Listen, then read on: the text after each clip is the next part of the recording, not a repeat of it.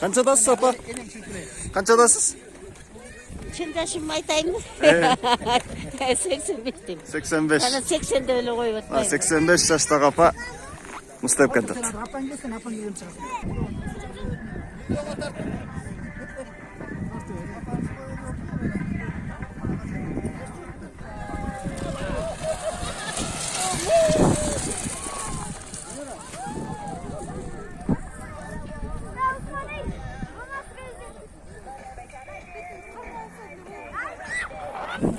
Qanday ekan opa? Ya. Qanday ekan? Yaxşı sonun. Yaxshi ekan? Ova. Valdardı nasıl? Bak duru valdar. Şuntuk bana. Demaş günlerde yesalıp yaxşınakay. Bagoda degen yaxşı da olup atat bugün. Baldarınar da oynap tep yürüyorgile. Rahmat. Baldarınar mende qarlılık olsun. Rahmat. Mende. Siz